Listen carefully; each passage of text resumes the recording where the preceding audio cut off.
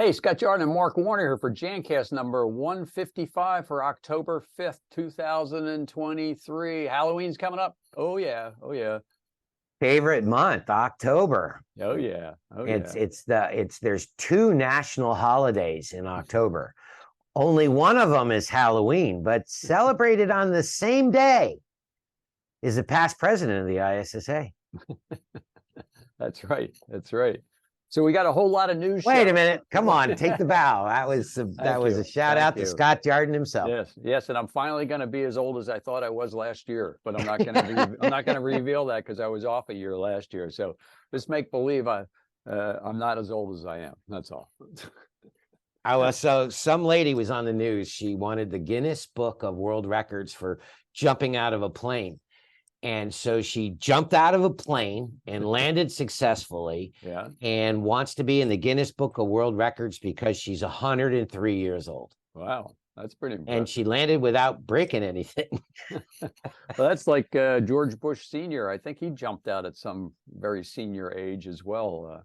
But he used to be like a parachutist or something before. But well, the moral of my story was her first line out of her mouth when she landed on the ground and they said, "Hey, how was that?" She said, "Age is only a number." There you go. Okay. Well, speaking of numbers, speaking of numbers, yeah, we got a whole lot of numbers coming up. So the the way our script is written out, we're supposed to be talking about our innovation awards, and coincidentally, we'll talk about our innovation awards, but you've got some tips on maybe who should be nominated. But before that, and you remember, Mark, in 2004 and 2005, we started a little thing called Jancast. Jancast.com, then taglined "Podcasting to a Cleaner World." Yeah. New tagline is "Podcasting to a cleaner and healthier world." So yeah, and the original image was a guy with a backpack back on with a cord kind of going off because we patterned it after the iTunes, the little iPods, with the people moving their heads around with the cord flipping around. And then you pointed out when we started back up again, you can't use a plug-in backpack vac in our graphic because everything's battery powered. So we had to go in and change our logo. So those of you that are watching and want to, I'll post up the previous logo so you can see the difference between before and after, and us ripping off Apple with the graphics. So yeah, we won the Innovation Award in 2005 after starting in 2004 for actually it's up there. You can't see, you can kind of see it up there. But yeah, it was pretty exciting to win that. That was for the technology section of the Innovation Award, and that was 19 years ago. So we started, 19 years ago is when we started the program in 2004. So it's actually be 20 years now. But yeah, amazing how time flies. That's right. Yep. So we'll post up a link. We did change the Jancast page on the Bullen site. We had like 50 programs or shows up there. So every time you would go to the page, you would have to load all 50 of those links up. So we decided, well, that doesn't make a lot of sense because most people, there's other ways to locate it. So we only have roughly 5 shows showing on the Jancast page. Then if you want to watch the older ones, which we're going to talk about in the second here, you go to our YouTube channel, which I'll put a link for that. And there's a playlist specifically for Jancast. So sorry for the long involved thing there. So there's lots of notes, but we'll put up Jancast number 2 because we can't find Jancast number 1. There's a reward ad I heard for Jancast number 1. Yeah, we're not sure what the reward is, but if you find it, we'll think about it. Yeah, well, it would have been audio only because we're using plug-in mics and iPhones and no video at all. Yeah, we used to plug a microphone into an iPod and record it off of that. Yeah, those were the good old days. So you've got some opinions on possible nominations for the Innovation Awards there, Mark? Well, we were thinking about Jancast and its legacy and its history, and we were thinking about the ISSA and the Innovation Award that Jancast got, and the fact that they're finalizing all those nominations now for this coming year. And we were thinking, that we've had some really serious VIP guests on the program that we'd love to see nominated someday. Yep. Not that we're not the ones to do the nominating, you are, but how about John Hill and his cobotics approach to embracing disruption? And Yeah. it was really one of the our Jancast episode on that was kind of the forebearer of what's come after that.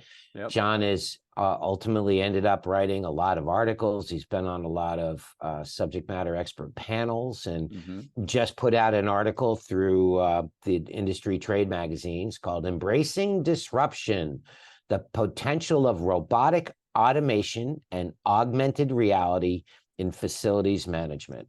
Yep. And it's a good read.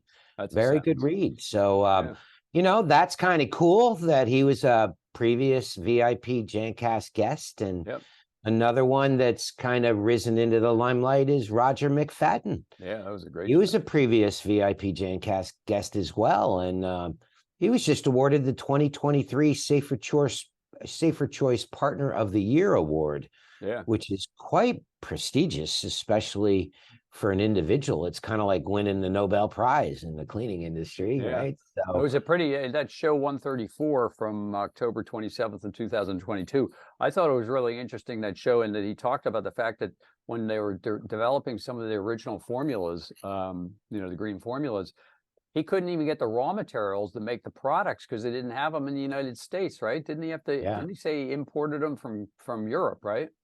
Yeah, and some of the I know that he was engaged with folks in Canada as well, where they had sources that weren't readily available in continental US, you know. But I mean, ultimately, the way they Safer Choice talks about this prestigious award, can I read this, Scott, to everybody? It says, winners are recognized for their achievements last year in the design, manufacture, selection, and use of products with safer chemicals that furthers outstanding or innovative source reduction. They're also recognized for work that promotes environmental justice, bolsters resilience to the impacts of climate change, results in cleaner air or water, improves drinking water quality, or even advances in innovation in packaging. So, I mean, that covers a huge spectrum. And out of everybody that was nominated, he was chosen by the EPA Safer Choice Program. So shout out to you, Roger. And we have another shout out, Scott. Can I do another shout out? Go for it. We're on a roll. Branton Cerro of the ISSA's Cleaning Management Institute division. Somebody that I've worked closely with and been a guest on Jancast.com as well. He was just promoted to ISSA's Chief Global Education Officer, overseeing everything on a worldwide level. And I think even people on the moon and Mars. Does that include Moon and Mars? Yeah. So when you're talking global, you have to kind of expand your vision. But shout out to you, Brant. Well done, sir. Well done. So if he has the Moon and Mars covered, there's a whole lot of dusting going on. It's so true. Just saying, you know. Speaking of ISSA, controversial news coming up here, maybe for some. So I heard yesterday that most people know that the ISSA show is in Las Vegas this year, and it's been moved to the Mandalay Bay Convention Center. It's coincidentally the same week as the F1 race this year, but I thought the show was rotating between Vegas and Chicago, but apparently ISSA has contracted and laid down that for the next 3 years, they're going to be in Las Vegas. Next year, it's going to be a week earlier. So it's going to be a week further apart from the F1 race. The F1 race, just for your info, is going to be in Las Vegas the same time period it is this year for the next 10 years. So the F1 race is there. I don't know what the disruption is going to be in future years. If it's anything like this year, maybe, hopefully it'll be better because they don't have to repave all the roads like they had to now. But you had said, Mark, you know, they moved a bunch of palm trees by the Bellagio. I don't know, every year they're going to have to move the palm trees somewhere and move them back again. I don't know how they do that, but I thought that was amazing because you told me about that, and I'm like, well, they they didn't just pull them out; they moved them somewhere, and they're going to Yeah. move them back. And I'm Yeah. like, Yeah. thinking, I know what it costs just to cut a tree down. Like, I can't imagine what it costs to recover a tree so that it's intact and can grow, Well, and I put did it read somewhere else somewhere and then that, bring it back. yeah, I did read somewhere that they're talking about something like $1 billion worth of money being spent is coming into Vegas because of the F1 race. So I guess $100,000 for moving trees isn't that big of a deal. But the trees we're talking about, if you've been to Vegas where you watch the fountains, the Bellagio fountains, they were right along there. Well, they had to move all those trees out because they're setting up grandstands for people to watch the race there. So they couldn't leave the trees up without kind of building around them, I guess. But I heard that there was a cost-saving proposal out there regarding the trees, Scott. I heard that they were considering using inflatable trees, so every year they could just deflate them and put the grandstands up. I'm just kidding. that would be, maybe somebody should think about that. It'd probably be a lot cheaper. Yeah, right. It's funny, we were chatting about the locations a little bit, and Yeah. it sounds to me like the Las Vegas has become somewhat of a staple location for the ISSA. Man, I was thinking back to some of the locations that I traveled to over the last Oh, yeah. 30 years, Yeah. some of the ones that were so memorable were, like, I remember going to Orlando. I remember Yeah. going to Atlanta. New Orleans. That was one early on. That was a good one. Which one? The one in New Orleans. The Oh. 10-cent oysters at the Hilton Hotel. I don't admit to that one too often because it coincided with the stripper convention, and I guess what happens in New Orleans. And then there was the one in Houston. The floor plan was laid out like a wagon wheel. And yeah, right. So yeah, it was like near impossible to go from one side of the show to the other side of the show because you had to go around. So that one we don't miss that one. And other than we did take one of our customers out for dinner, and my mother was involved in the social affairs at that point. She asked one of her friends where a really good Mexican restaurant was, and they told us where it was. So we could hop in like 8 different taxis and go out in the middle of nowhere. And those of you that know my mother, my mother wasn't the type that would go like eat out at a Mexican restaurant, even if she had to, she wouldn't agree to it. But she went along with, and so we'd get dropped off at this place, which was a recommendation from another party, and the taxis all left. So we didn't know what this place was until we walked in. It ends up, it was just like a local bar, and people were shooting pool and stuff. And the taxis had all left. So we said, well, we're here, we might as well, and the group that we took out somehow found shrimp cocktail on the menu, and every person that we invited had shrimp cocktail in a Mexican restaurant. So just saying. And lived to tell about it. So was the food good though? No, it was terrible. Yeah. Oh no. The one lady from the customer thought the refried beans was pudding, and she asked for whipped cream for beans. Oh no. So Oh, that's no. kind of, so sorry to get off on a tangent there, but we have other news. Hot news is on some nasty chemicals out there, right? Yeah, well, it kind of there's been a lot of news about PFAS and other components that are related. Polyfluoroalkyl substances. Well, they're also related to something I think called a PFOA. Yeah. And all of those are under scrutiny right now because of their negative impact on human beings and their negative impact on the environment. So rightly so. It's worth questioning and looking into. But the recent news about it had to do with packaging that was being, it's called fluorinated, which basically means that it takes a plastic bottle that you might use for shampoo or hand soap, and it makes it impervious. And so it's become kind of a staple item in the packaging of different types of chemistries. And yet now we're finding that it has the ability to potentially, well, that it is actually been shown that it will leach out of the plastic and into what's in the bottle. Now, if what's in the bottle is a floor cleaner, then maybe it ends up in the floor. But you brought up some other Yeah, concerns. shampoo in particular, for some reason they, again, back to the process, the original process was they would merge the fluorochemical when the bottles were actually being made. The later process, the more typical process now, and we just got a truckload of bottles in, you send a truckload of bottles to their facility, which happens to be in Bethlehem, PA, and they put it in a special room and they fill it with this gas, and then that gets permeated into the plastic. So the concern now is it's apparently coming out of the plastic, and you probably heard of the forever chemicals. That's one of the categories these things are in. And so if you have shampoo, it's the stuff's coming out of the bottle, going into the shampoo, then you're putting it on your head, and it's actually getting into your skin and essentially poisoning you.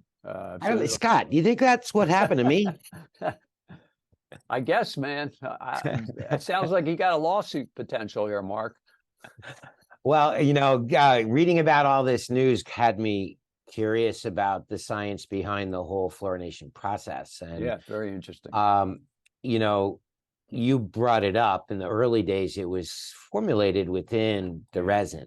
Yep. But it's become one of those deals where bottles are shipped into a building. That building is then apparently sealed airtight. And then it goes through a process of this vacuum sealed to prevent oxygen and moisture from entering that whole chamber.